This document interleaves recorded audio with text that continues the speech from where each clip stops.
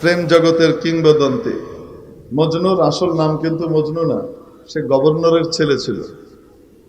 আর লাইলি খুব সাধারণ ঘরের মেয়ে, তার আসল নাম লাইলা, বাংলা এটা লাইলি হয়ে গেছে। তো এই লাইলা জন্য আসক্ত ছিল মজনু।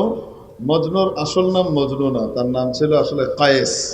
নাফাতুল ইয়ামানে তার নসব নামা দেওয়া আছে এই দুজনেরই। তো এই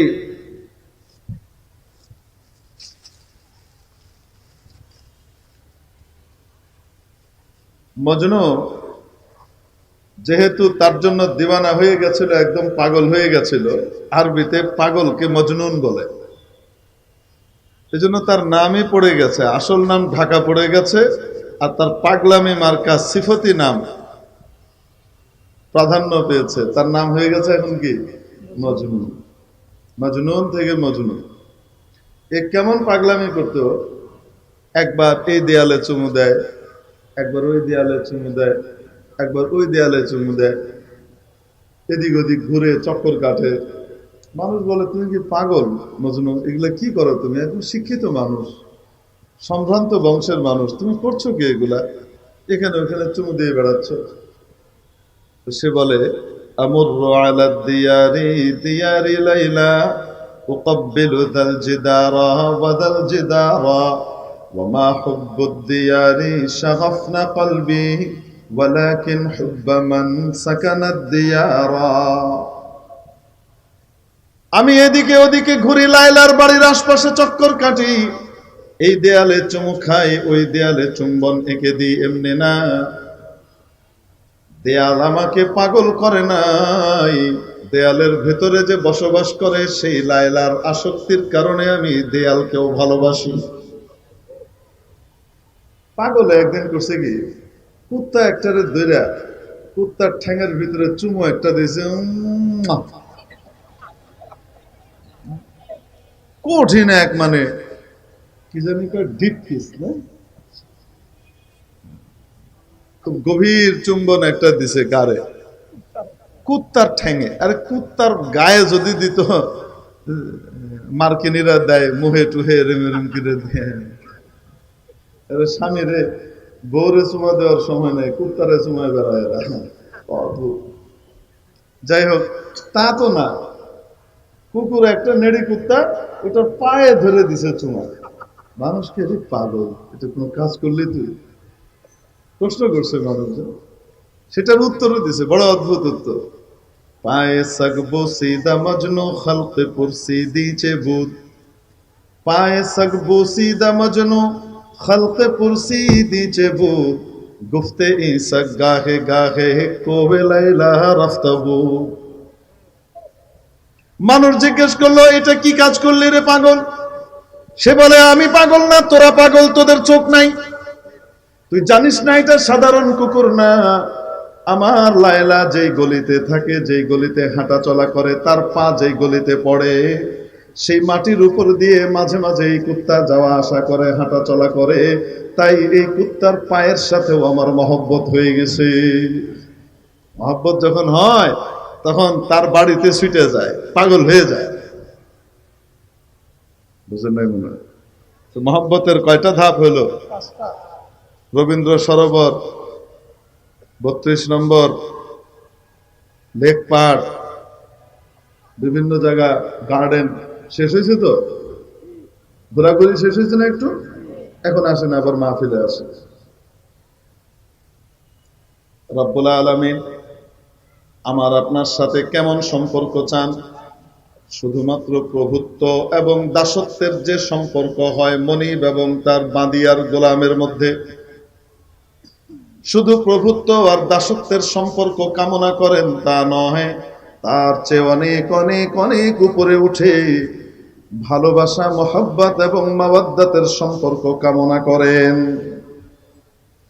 এজন্য রব্বুল আলামিন ইসলামের বুনিয়াদ আর ভিত হিসেবে এমন কয়েকটি বিধানকে বাছাই করে এনে এমন কিছু বিধানকে ইসলামের ভিত সাব্যস্ত করে দিলেন, যে বিধানগুলো এক একটা ভালোবাসার 5 ধাপের প্রতিটি ধাপের প্রতিনিধিত্ব করে।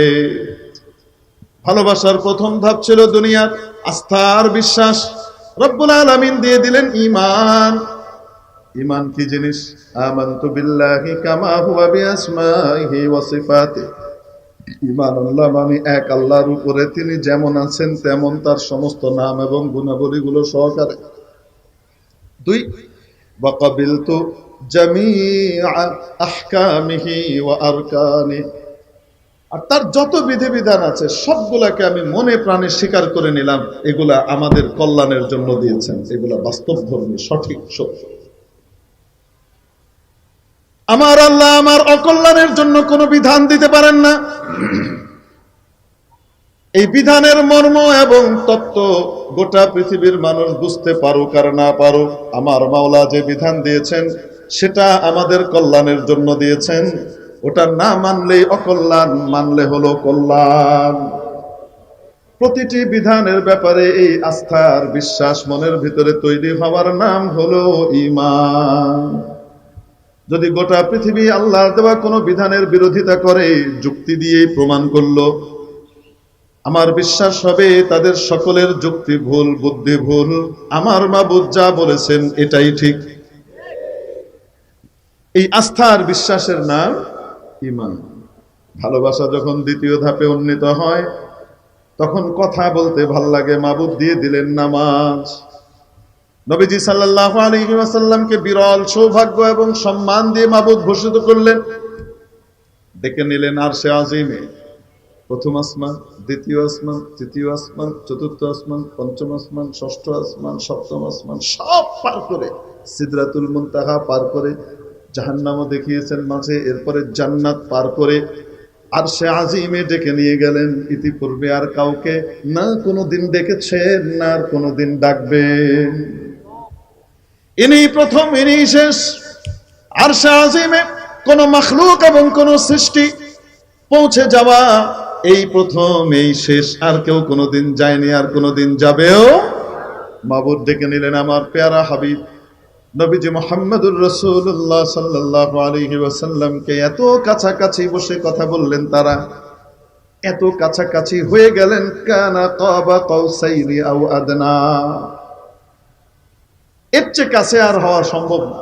কথাবার্তা হলো, চলে আসছেন যখন, ওখানে গিয়ে উম্মতকে ভুললেন না। ইয়া আল্লাহ, আমার তো মেরাজ হলো, আপনার সাথে কথা বলার কি স্বাদ! সারা পৃথিবীর সব স্বাদ একত্রিত করলেও, 1000 কোটি দিয়ে গুণ দিলেও আপনার সাথে সামান্য কথা বলার স্বাদের সমতুল্য হয় না। হে আল্লাহ, আমার তো মেরাজ হলো, আমার উম্মতের জন্য কোনো ব্যবস্থা করা যায় না, তারাও একটু যদি আপনার সাথে কথা বলতে পারে। আল্লাহ পাক দিয়ে দিলেন, আচ্ছা তাই, ঠিক আছে যান। আপনি তো আমার সাথে একবার মেরাজ করলেন, কথা হলো, আপনার উম্মতকে দৈনিক 50 বার মেরাজের ব্যবস্থা করে দিচ্ছি। 50 ওয়াক্ত নামাজ নিয়ে যান। কয় ওয়াক্ত নামাজ দিচ্ছেন? 50 ওয়াক্ত নামাজ দিলেন, নিয়ে যান। যান আপনার উম্মতকে দেন, যতবার নামাজে দাঁড়াবে আমার সাথে তাদের কথাবার্তা চলবে। যতবার নামাজে দাঁড়াবে কথাবার্তা চলতেই থাকবে। কান নষ্ট হয়ে যাওয়ার কারণে শুনতে পাই না। দিলের কান যদি ভালো থাকতো, মাওলার কথাবার্তা গুলা শুনতে পেতাম। কি উত্তর উনি দেন? হাদিসে পাকে নবীজি মুহাম্মদুর রাসূলুল্লাহ সাল্লাল্লাহু আলাইহি ওয়াসাল্লাম ইরশাদ করেন, যখন বান্দা নামাজের মধ্যে পড়ে আলহামদুলিল্লাহি রাব্বিল আলামিন, মাবুদ সাথে সাথে উত্তর দেন হামিদানি আবদি। বান্দা যখন পড়ে যাবতীয় প্রশংসা মহাবিশ্বের প্রতিপালক একমাত্র আল্লাহর জন্য প্রযোজ্য, মাওলার সাথে সাথে উত্তর দেন আমার বান্দা আমার প্রশংসা করেছে। বান্দা যখন বলে আর রহমানির রহিম, যিনি পরম করুণাময় অতিশয় দয়ালু, মাওলার সাথে সাথে উত্তর দেন আফনা আলাইয়া আবদি, আমার বান্দা আমার গুণকীর্তন করলো। যখন বান্দা বলে মালিক ইয়াউমিদ্দিন, বিচার দিবসের একচ্ছত্র অধিপতি একমাত্র মালিক, সাথে সাথে মাবুদ বলেন মাজ্জাদানি আবদি, আমার বান্দা আমার গরিমা গেয়েছে। বান্দা যখন পড়ে ইয়্যাকা না'বুদু ওয়া ইয়্যাকা নাস্তাঈন, ইবাদত একমাত্র আপনার কাছে, আপনারই করি, সাহায্য একমাত্র আপনার কাছেই চাই। সাথে সাথে মাওলা বলেন, হাদা বাইনি ওয়া বাইনা আবদি, এটি আমি এবং আমার বান্দার মাঝখানে 50-50। বান্দা আমাকে তার ইবাদত দিবে, আমি তাকে আমার সাহায্য দেব। এইভাবে বান্দা কোরআন তেলাওয়াত করতে থাকে, রুকু সেজদায় তাসবিহ পড়তে থাকে, আল্লাহর নাম নিতে থাকে, আল্লাহু আকবার বলতে থাকে, আর আল্লাহ পাক তার উত্তর দিতে থাকে। কথাবার্তা চলতে থাকে। দৈনিক কয়বার দিলেন? কয়বার দিয়ে পাঠাইলেন? 50 বার মেরাজ। এজন্য নবীজি বলেন, as-সালাতু মিরাজুল মুমিন, নামাজ মুমিনের মেরাজ। আমি যেমন আল্লাহর সাথে গিয়ে মেরাজে কথাবার্তা বলেছি, তোমরাও কথাবার্তা বলতে পারবে। তোমাদের জন্য এই উপহার উপঢৌকন বিশ্ব নিয়ন্তা মহা আরশের মালিক রব্বুল আলামিনের পক্ষ থেকে। 50 ওয়াক্ত নামাজ নিয়ে আসতেছেন, কি খুশি আমার উম্মত। 50 বার কথা বলবে আল্লাহর সাথে। ষষ্ঠ আসমানে এসে মুসা আলাইহিস সালামের সাথে দেখা, ফিরতি পথে দেখা, আগেও দেখা হয়েছে একবার যাওয়ার পথে। আল্লাহ কি দিলেন? আরে 50 ওয়াক্ত নামাজ দিয়েছেন। মুসা আলাইহিস সালাম বললেন, আপনি খুব খুশি মনে হচ্ছে, 50 ওয়াক্ত নামাজ দিয়েছে, আপনি বুঝেন? পড়তে পারলে যেমন সওয়াব আছে, না পড়তে পারলে তো ডান্ডাও এরকম, এটা তো ফরজ। ইন্না উম্মাতাকা লা তুতিক, পারবে না আপনার উম্মত, পারবে না। ওয়া ইন্নী জাররাবতু কওমি ওয়া আলাজতু উম্মতি, আমি উম্মত চালানোর দীর্ঘ অভিজ্ঞতা আমার আছে। আপনার মর্যাদা আমার চেয়ে অনেক বড়, বেশি মর্যাদায় আপনি আমার চেয়ে অনেক বড়, ঠিক, কিন্তু উম্মত চালানোর অভিজ্ঞতা, এই দিক থেকে আপনার চেয়ে আমার অভিজ্ঞতা বেশি। আপনি আমার কথাটা নেন। আমি আমার উম্মত চালায় দেখছি, এগুলো এত টাল্টি পাল্টি করছে, বেতমিজি করছে, পারবে না 50 ওয়াক্ত। আপনার উম্মত অনেক দুর্বল, কমিয়ে আনে। নবীজি গেলেন, আল্লাহ 5 কমিয়ে দিলেন, রইল কত? মুসা আলাইহিস সালামের সাথে ফিরতি পথে আবার দেখা, আবার যান, আবার পাঠাইছে, ইন্না উম্মাতাকা লা তুতিক, পারবে না, যাও। এইভাবে 9 বার পাঠাইলেন। কয়বার? প্রতিবার আল্লাহ কত করে কমা? তো 5 নং কত কমলো? রইল কত? হারা ধনের 10টি ছেলের মতো আর কি। রইল বাকি কত? 5। এই 5টি দিয়ে এবার মুসা আলাইহিস সালামের সাথে আবার দেখা। মুসা আলাইহিস পারবে না, আরে আপনি আবার যান, কমায় আনেন। নবীজি বলেন, ইন্নী আস্তাহি, আমার লজ্জা করছে আল্লাহর কাছে, আর যাই কেমনে। প্রতিবার 5 করে কমাইছে, এইবার গেলে বাকি 5 আছে, হেডে লইলে আর থাই গেলে আমার লজ্জা করছে। আচ্ছা ঠিক আছে, যান। এখন রাসূল সাল্লাল্লাহু আলাইহি ওয়াসাল্লাম 5 নিয়ে রওনা দিয়েছেন। জমিনে এখনো নামেননি, আসমানের এরিয়া পার হচ্ছেন, উপর থেকে আওয়াজ আসছে, প্রিয় হাবিব, ও আমার প্রিয় হাবিব, আপনার উম্মতকে জানিয়ে দিলেন 50-এর পরিবর্তে 5 দিলাম। এই 5 যদি কেউ ঠিক মতো, সময় মতো, গুরুত্বের সাথে আদায় করে, আমি তাকে 5 নয় 50-এরই সওয়াব দিয়ে দিব। ভালোবাসার দ্বিতীয় ধাপ হলো কথাবার্তা বলা, মাবুদ দিয়ে দিলেন নামাজ।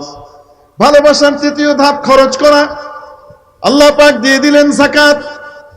খরচ করো আমার বান্দা, আমার দেখানো পথে খরচ করো, যেখানে বলেছি সেখানে দাও। যাকাত যে কোনো জায়গায় মন চাইলে দেওয়া যায় না, আল্লাহ যেখানে নির্ধারণ করে দিয়েছেন সেখানে দেওয়া যায়, ঠিক কিনা? মসজিদে যাকাত দেওয়া যায় না, বিল্ডিং বানানোর জন্য যাকাত দেওয়া যায় না। যাদেরকে যাকাত দিতে হয় তাদেরকে যাকাতের মালিক বানিয়ে দিতে হয়। উপযুক্ত লোককে কি দিতে হয়? মালিক বানাইতে হয়। অর্থাৎ আপনি যাকাতের টাকা দিয়ে টেলিভিশন চ্যানেল খুললে যাকাত আদায় হবে না, বুঝে নিয়েন। এরকম উল্টা পাল্টা মাসলাওয়ালা আছে না নাই আমাদের দেশে? আছে।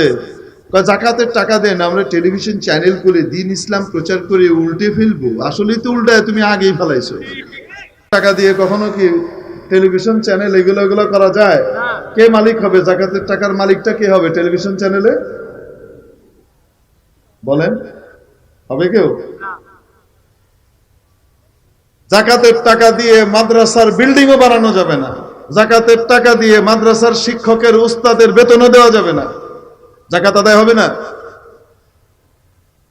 তাহলে হুজুর আমরা যে মাদ্রাসায় দিই কি হয়? আমরা মাদ্রাসায় আপনারা যেগুলা দেন সেগুলা দিয়ে ওখানে যে গরিব ছেলে পেলেরা পড়ে তাদের খাবার দাবার, কাপড় চোপড়, তাদের বিভিন্ন সুবিধাদের ব্যবস্থা করা হয়, তাদেরকে মালিক বানায় দেয়, তারা খায়।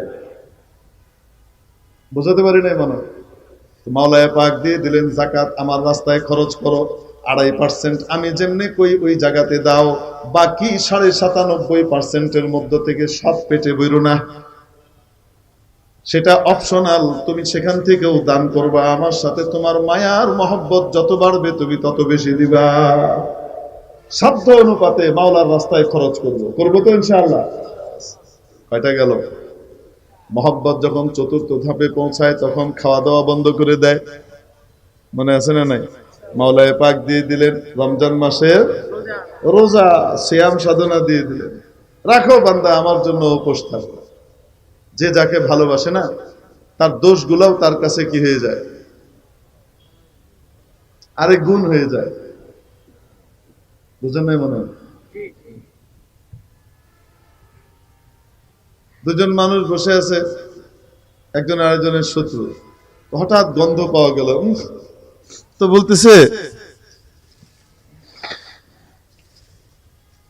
মরা গরু খায়া ছাড়ছে এনে বইয়া। কাকে বলতেছে? পাশের লোক তো তারা পছন্দ করে না, যেহেতু তার সামান্য একটুখানি, খুব বেশি না গন্ধ, কিন্তু ওই গন্ধে বলে যে মরা গরু খেয়ে আইছে, দেখ ভাল লাগে না। আর পাশের দোস্ত বয়ে রয়েছে, গন্ধের চোটে থাকা যায় না, সে একবার জানালা খুলে আরেকবার ফ্যান ছাড়ে, মানে যে ছাড়ছে সে বলে আরে এগুলো করার দরকার কি, না তেমন কোনো গন্ধই নেই, ঠিকই আছে। কেল্লিগা হের কাছে এটা মিষ্টি মিষ্টি লাগে, হ্যাঁ দোস্ত বুঝেন নাই মনে হয়? যে যাকে ভালোবাসে তার দোষগুলোও তার কাছে কেমন লাগে, গুণ মনে হয়। একজন পদ্মা ব্রিজ বানাইছে, খুব ভালো, আমরা বলি গুণের কথা। কেউ কর্ণফুলী টানেল বানাইলো, খুব চমৎকার ভালো কাজ করেছে। এক্সপ্রেসওয়ে বানিয়েছে, বড় চমৎকার ভালো কাজ করেছে। আবার শুধু ক্ষমতার গদিটাকে টিকিয়ে রাখবার জন্য তাহাজ্জুদি সিস্টেমে রাতে ভোট সেরে ফেলছে। এটাও কি ভালো না? এটা খারাপ, এটা খারাপ। আচ্ছা, আবার মনে করেন শুধু ক্ষমতার চেয়ারটা আঁকড়ে রাখার জন্য মাত্র 20-22 দিনের ভিতরে 1,500-এর উপরে নিজের জনতাকে হত্যা করেছে, 22,000-এর উপরে মানুষকে আহত করে হসপিটালে ফেলে দিয়েছে, কোনো অনুশোচনাও নাই। তো এই কাজগুলা কি ভালো না খারাপ? আসতে বলেন। যেটা মন্দ সেটা মন্দ, যেটা ভালো সেটা ভালো। আমাদের কি করা উচিত? যেটা ভালো সেটা ভালো বলবো, যেটা মন্দ সেটা নাকি না। দেখবেন যারা নাকি হেতিকে ভালোবাসে, হ্যাঁ হেতি কিন্তু তাদের মুখে বাতাস ছেড়ে দিয়ে গেছে গাড়িটায়, কিন্তু তারপরেও সেখানে গন্ধ পাচ্ছে না, ঘ্রাণ পাচ্ছে। হেতিকে যারা ভালোবাসে তারা দেখবেন এই 1,500 মানুষের হত্যাকাণ্ড এবং 20-22 হাজার মানুষের আহত হয়ে যাওয়া, এটা কেউ জাস্টিফাই করবার জন্য চেষ্টা করবে, এটা কেউ ভালো বলবার জন্য চেষ্টা করবে, আছে না নাই? মনে রাখবা, কবরে কোনো হাসিনাও কাজে আসবে না, কবরে খালেদা জিয়াও কাজে আসবে না, কবরে এরশাদ সাহেবও কাজে আসবে না, কবরে কেউ কাজে আসবে না। কবরে কিন্তু তোমার নিজের আমল নিয়ে তোমাকে যাওয়া লাগবে। কবরে তোমার আল্লাহ কাজে আসবে, কবরে তোমার রসুলের মহব্বত কাজে আসবে, তোমার কোরআনের মহব্বত কাজে আসবে, নবীর ওয়ারিসদের ভালোবাসা কাজে আসবে, দিনদারদের ভালোবাসা কাজে আসবে। আল্লাহিল্লাহু ইয়াউমাইদিন বা'দুহুম লিবা'দিন আদুউন ইল্লাল মুত্তাকিন। অবাস্তব না বাস্তব?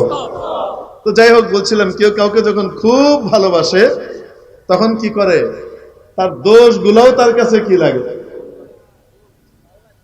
গুণ মনে হয়, ভালো লাগে। ফার্সিতে একটা কথা আছে, ফার্সি বাংলা মিলিয়ে আমাদের ছেলেপেলেরা কইতো যখন ফার্সি পড়তো, দোস্ত আগের আগার শব্দটা বললাম না, মারে তো গন্ধ না বাসে, এরকম শব্দ কইতো। আমি উচ্চারণ করলাম না, সব উচ্চারণ করা যায় না। যাই হোক,